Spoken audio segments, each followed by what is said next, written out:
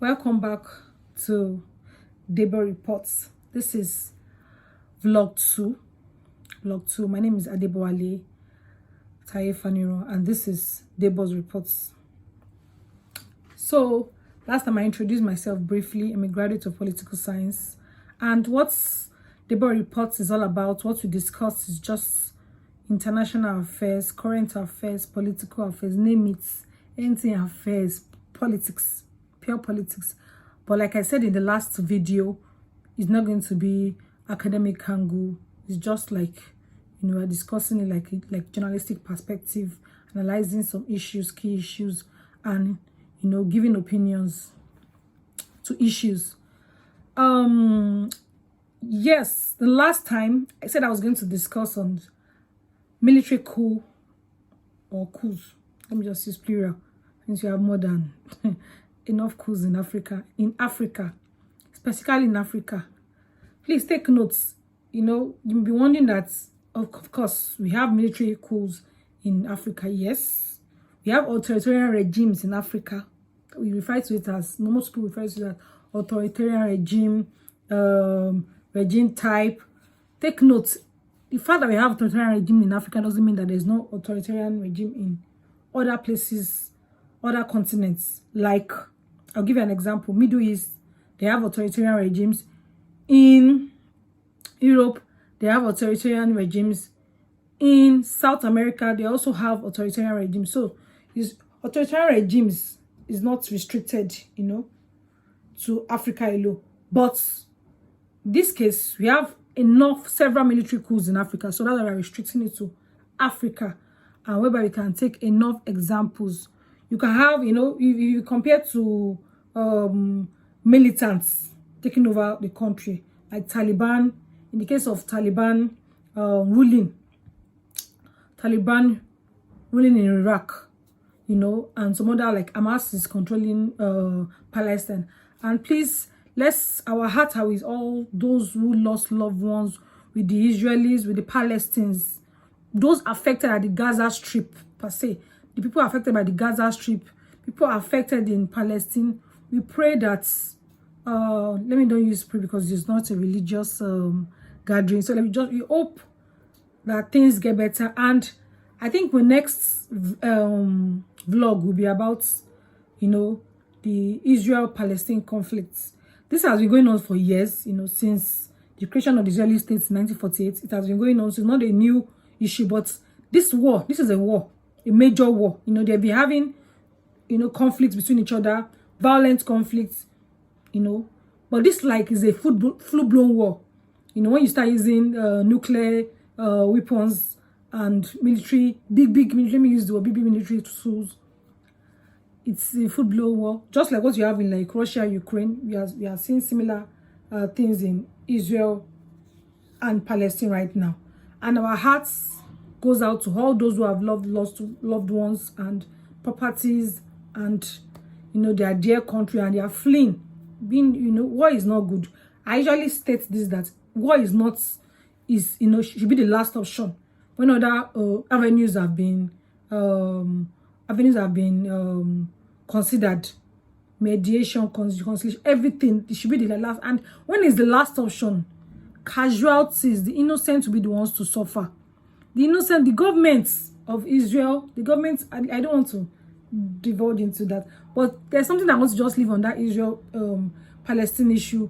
When yes, when two elephants are fighting, it's the ground that suffers. So it is the citizens, the innocent people, the masses that will suffer the war. And we'll talk about that in the next. So let's go straight to what we want to discuss today. I hope you can hear me. Let me increase the volume. So today we want to discuss military coup in Africa. COVID happened in 2020. The world was shut down. No movement, no restriction, everything tight. People were not traveling. The world was on a standstill. Let me just use that word. That was 2020. 2021, things came back, started coming back again. But since 2020, we've seen cases of recurrent military coups in Africa. we've seen recurrent military coups in Africa. The first military coup we had in 2020, and I wrote it down. I wrote some things down. The first one we had was in Burkina Faso. That was in 2021. See, that's it. Please take note. We've had military coups in Africa after independence. After they got their independence from the colonial masters, we've had. But after that has ended, and we have had a lot of authoritarian regime, one-man regime, or democratic system in place. But we see most times whereby those democratic system is not sufficient, it's not strong enough. So you see it overtaken by the military. But you see back again, the power take, like for example, let me just use the case of Nigeria, for example. We had several military coups in Nigeria over time. But we are presently in the Fourth Republic. We are currently in the Fourth Republic because power was handed over to democratic presidents in 1999. So you can see there's usually a short interval in military or democratic military. But we've seen before 2020, democracy in Africa has been stable. Democracy in Africa has been, there have been stability. Though the democracy we are practicing in most places in Africa is just a farce. Like I would just say, is not real democracy.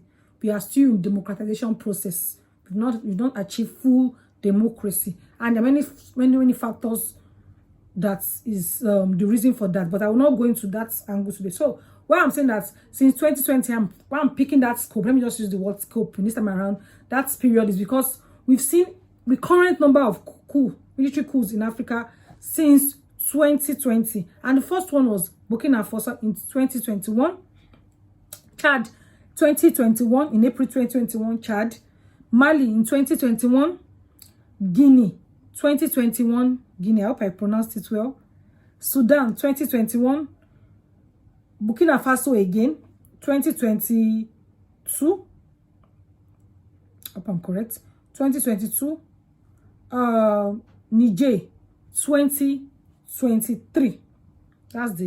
Then we had one on August, the latest one, Gabon in 2023, August 2023. That was the one that happened, the latest one. So you begin to wonder, what's the reason why is the military taking on? The military has no business in politics. Of course, military has no business in politics. Ordinarily, they have no business in intervening in politics. But like I would say, African politics is very peculiar to what we have in the Western world. And within the African politics, West African politics is peculiar. South African politics is peculiar. East African. I remember when it was the Arab Spring, whereby all these people that are staying in power for 30 years, 20-something years, you see them, Algeria, Morocco, Libya, even the great Gaddafi that's, in Libya. You see so many things happening like that. So you'll be wondering why is African military intervening in politics? What's their business in politics? Why are they, if there's the democratic governments are not performing, or the democratic leaders are not performing, why should the military be the one to perform? There are several factors which I'm going to explain now. Several factors I'm going to explain why, probably that's my own explanation. You may have your own explanation. And please take note, they are not general to every African state. Each state may have its own unique, peculiar reasons. Most times in Africa, when there's a breakdown of law and order, of course, the last resort is the military to, maintain peace and order, to protect the sovereignty of the states, the defense, external borders of the state. That's what the military does. So, but you see that is that the politicians have made use of the military for their own personal, enrichment. Sometimes, though not every time. And sometimes when there's, breakdown of law and order, when politicians they're not following the constitution, there's a constitution in place which politicians are supposed to maintain and follow. They'll be the one to, fine-tune the constitution, twist the constitution to suit their own narrative, to, by playing a dangerous game. And don't forgetting that the military that have been, they have, of course, they have been, maybe, for example, they have been pushed to the barracks, they have been idle, probably they've been idle, or some of them even have ambition. Some of those military leaders may have personal ambition and, building their own group, caucus in the military, waiting for opportunity to take in place, to shape those factors, to take over. So we see whereby, welcome back. So we have many different reasons why military may decide to take over the administration, the governance in various countries in Africa.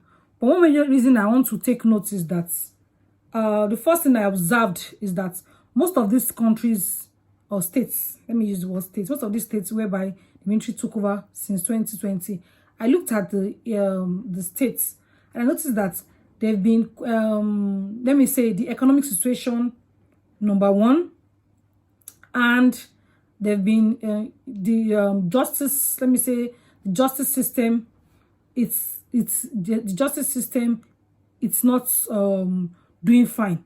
Let me say there have been a lot of injustice, yes, in the system. So let me say my own opinion of why military has taken over recently in African states. Number one, I would say poverty, inequality, and injustice. Let me start with poverty. You know, after COVID, the economic of the world was, trying to come back to normal, trying to go back to normal, and this also affected African countries. There's high inflation in some of these African states. There's high unemployment, and the leaders are not willing to solve the issue. There's no any solution in place that will solve this issue instantly. That's may lead to, people, the citizens themselves, they're going to decry the government. They're going to protest. They may take different formats to, decry what's happening in their country. Secondly, inequality. Not everybody is equal. It's also linked to wealth. There's wealth inequality in the system. Thirdly, when I say injustice, like offenses are committed and there's nothing. The constitution is not being followed. The constitution is being twisted to suit their own personal choices, to suit their own personal styles, and high corruption. This is not to say that those military people taking over they are sane too, but these things, they are looking at these things. When you are amassing wealth, amassing large wealth, whereby the masses are suffering, the masses are in poverty, and when the government is amassing too much of wealth, take this money. There was one of my teacher that told me something. He said, corruption is everywhere. It doesn't mean that there's no corruption everywhere. But when you are stealing funds and you're not even investing in your country, these people that you are stealing from, they will revolt one day. That's what people don't know. They will revolt. They steal the wealth. The rich keeps on getting richer. The poor keeps on getting poorer. All those things make the masses agitated. And this will give the military confidence that we are on the right track. We want to checkmate all these things. We want to correct all these things. Don't forget that I said that the military are not saints. But that will give them the confidence that since we have been under democracy for a number of years, period of time, and there's no changes. This is our, we came to correct that. You will see some governments, when they're supposed to retire or stand down, that they will extend their term. Then they're supposed to follow the constitution. It's okay. Maybe for the constitution was 5 years or 4 years for a single tenure or renewable, maybe second term. They will extend the way they want to. They will not change the constitution to suit their own style because they want to still remain in power.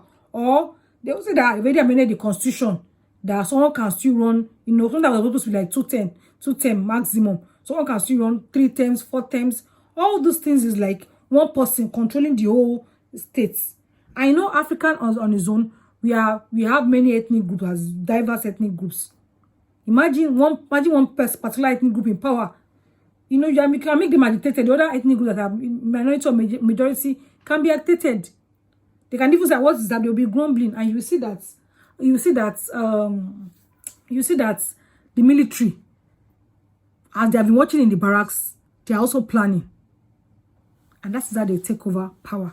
But there's one thing I noted among all this coup that happened recently since 2020. All of them, except Sudan. are former France colonies. Let me use prayer. Colonies. All of them. Is it Burkina Faso? Is it Niger? Is it Chad? Is it Mali? They are all former French colonies, except the section of Sudan. Not to say that the French policy was a failure, but not to say that, but something was, why is it that, if you look at the spread, if you look at this, the spread, the kind of, the thing was spreading. Was it planned? Was it that it was something, they just went to one corner, they did the meeting and said, we take over this country today, the military will come and take over, because French have, once about France, they had, their own colonial policy was policy of association, assimilation. They had this kind of closeness, kind of fondness, compared to the British, which were ruled by indirect rule system. That kind of fondness. So you wonder that, were they friends? No. But if you look at for some time, since that same 2020, there have been agitations by this former French colonies in Africa that France has been, cheating on them in terms of, looting their resources, changing them, and so on and so forth. We cannot remove that fact that one of the reasons why the military took over was just, they wanted to spite France and they wanted to make sure that they draw back. But we've seen that France has, with the military government, they are still having not the perfect relationship, not the smooth relationship, but they are still in contact. Let me just use that word. So, like I said, that it shows that something is fundamentally wrong, because if all this could happen are unique to former French colony, except the section of Sudan, we have had 1, 2, 3, 4, 5, 6, 7, at least 7 French colonies between 2021 and 2023 that have been taken over by military governments. They are in power. The military system, military junta, military coup has occurred, and the military is even up to now. Presently, these states I'm listing: Burkina Faso, Guinea, Chad, Niger, Mali, Guinea, Gabon. They are still under military rule. With the like I said, it doesn't mean that they are not still having close relations with France. In fact, I think the government of Burkina Faso, I still think, I'm not sure. I think I will check that. Burkina Faso, I think the current military head in the country, I think he was trained in France, so he still has good rapport with the French government. So there's still, in terms of diplomacy, relationship between those former colonial masters and their territory, they still have. With the exception of Niger military coup has been peculiar. In fact, we have been watching the unfolding of events. The latest in Niger now, Niger pursued, the French out, the French military forces out from their country. They gave them notice to leave, and they left. It was back and forth, but the French eventually left. The French forces eventually left. They expelled the French ambassador. Everything they say they don't have anything to do with France. They want to cut off France totally.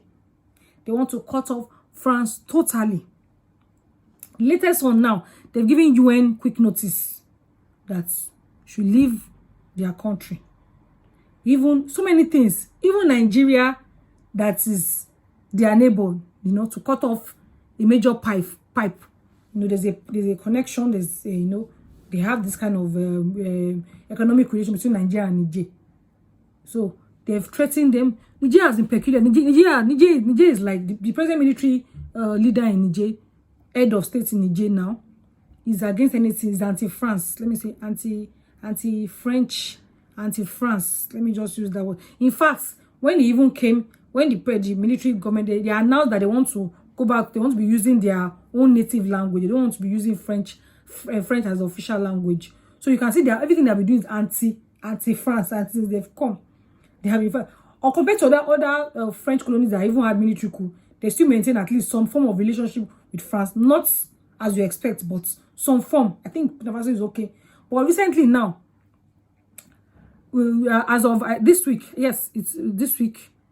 Let me see, this is October 2nd. So in case when I post the video, let me just so we can clarify the dates. So I think October 1st or 2nd week. Yes, 2nd week of October. Is this 2nd week? Yes, 2nd week.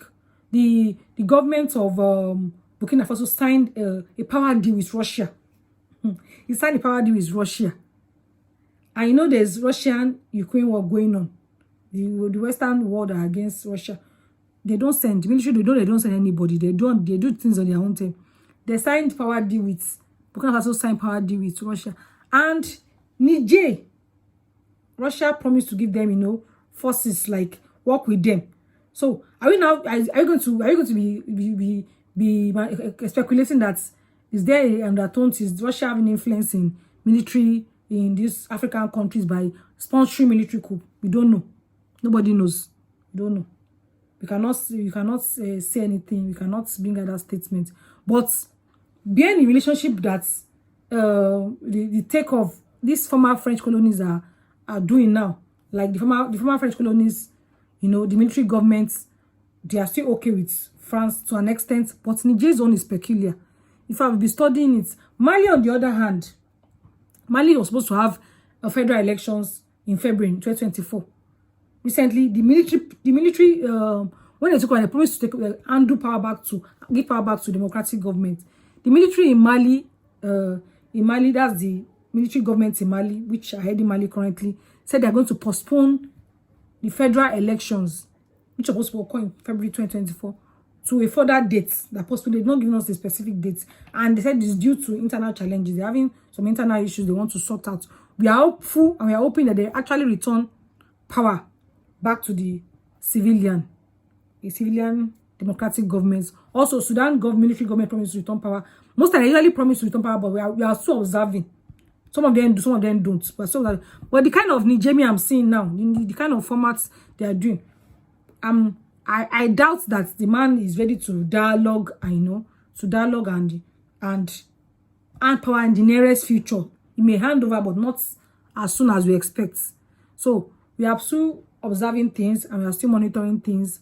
But in all, military government is not like democratic. We should all know that there's no freedom. Of course, we can say there's no freedom is not even in democratic. There's freedom of people. Freedom. So we are hoping to see. We are watching how things are going to continue to unfold with military governments in African states, or military governments in power in African states. We are hopeful. We are so expectant, and we are going to see more trends, patterns, these current military dispensations in African states. So that is it for today. Let me see your. Please don't forget to subscribe to Debo Reports. Like our videos, the first video, the second video. Please encourage us. We are new to this, so please encourage. We need your encouragement. I need your encouragement. Let me just use I need your encouragement. I'm new to this, but I'm one that takes constructive criticism to seriously. So it doesn't mean that you should just give me positive. You can just let me know your views. You may not like what I say, you may not even support what I say. Just let me know. You can comment, leave your comments, your suggestions for us. And please don't forget to subscribe, and like this video. You can also share. This video. I appreciate that. Our next video, we talk about the Israel and Palestine conflicts. I know that you people have want to hear that. Yes, I'm going to give you the breakdown. So please expect. You can, expect the next video will be hot. Thank you. I appreciate you. Bye.